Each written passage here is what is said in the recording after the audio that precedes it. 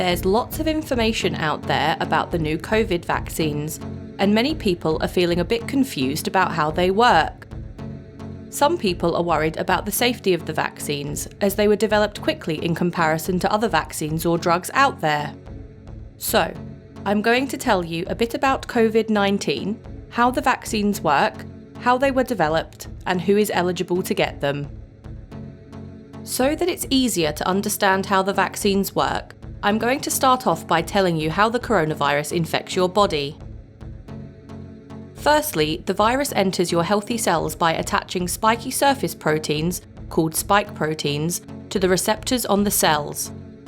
Once inside your cells, the RNA, which is the genetic makeup of the viral cell, acts as a set of instructions and hijacks your healthy cell to produce more of the virus. The virus then spreads around your body and eventually kills some of your healthy cells. Scientists reacted quickly to COVID-19 and began studying it to learn about how it works, and then moved on to start developing vaccinations for this new variant of coronavirus. There are currently 2 vaccines approved for use in the UK that are available through the NHS, and these were developed by Pfizer-BioNTech and Oxford AstraZeneca. I will refer to these as the Pfizer vaccine and the Oxford vaccine for the purpose of this video.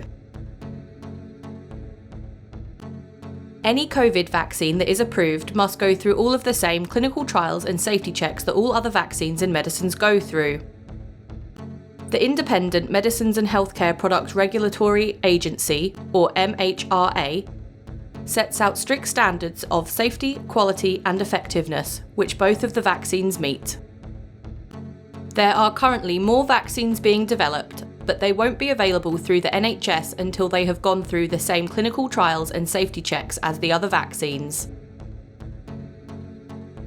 The reason the Pfizer and Oxford vaccines appear to have been developed and implemented faster than other medicines in the past is because they were created as a global effort to stop COVID-19. Therefore, the scientists and researchers were able to complete each phase of the trials without any of the delays that other medicines usually have. Both the Pfizer vaccine and the Oxford vaccine need to be administered as 2 doses in the upper arm. The second dose should be given 12 weeks after the first dose, as it will provide protection for 3 months. You must receive both doses of the vaccine to be fully protected. There are some reported mild side effects of the vaccines. They include having a sore arm at the injection site, a headache, and feeling tired. These side effects are normal of any vaccine. So far, millions of people have received their first dose of the vaccines in the UK, and so far no long-term side effects have been reported. Serious side effects, such as allergic reactions, are very rare and have only happened in people who have previously had serious allergic reactions. However, all staff administering the vaccinations are trained in how to deal with these reactions if they do occur. Now I'm going to tell you about how the 2 vaccines work to give you immunity to the virus. The Pfizer vaccine is made from messenger RNA, or mRNA, which is essentially a code for a set of instructions. It is a synthetic form of the coronavirus, and it is delivered in a tiny sphere of fatty material, called a lipid, which is then suspended in saline, ready to be injected into your arm. Once injected, the mRNA is taken up by specialist immune cells, which follow the instructions to create spike proteins, like those found in COVID-19. The body recognises the spike protein as foreign and produces antibodies to go and disable them. Antibodies are the things in your body that attack and kill off infections. Because the spike proteins can't enter any cells, they die off. The body is very clever and remembers how to make these antibodies, so if the body is infected with the actual coronavirus, it recognises it and swiftly destroys the spike proteins before the virus is able to cause any harm to the body. Without the spike proteins, the coronavirus is unable to enter the body's healthy cells and therefore cannot replicate and dies off. The Pfizer vaccine has been tested in over 20,000 people and is shown to have 95% effectiveness.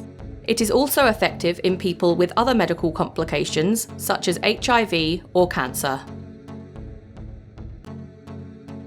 The Oxford vaccine was created using a similar method used previously to create a vaccine for Middle East respiratory syndrome, which is another type of coronavirus.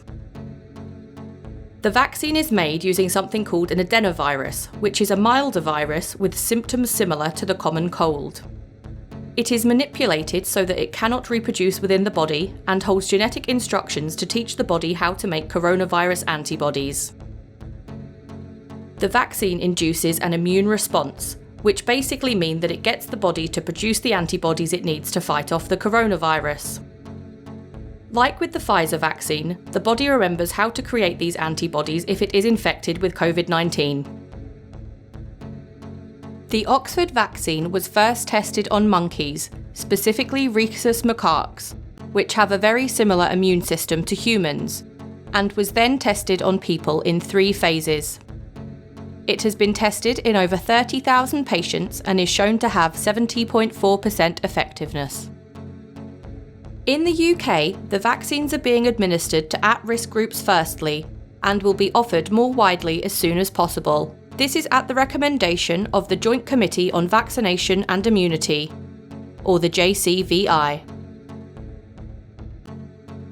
It is not currently known if either vaccine will prevent transmission of the virus, and more studies need to be conducted to find this out.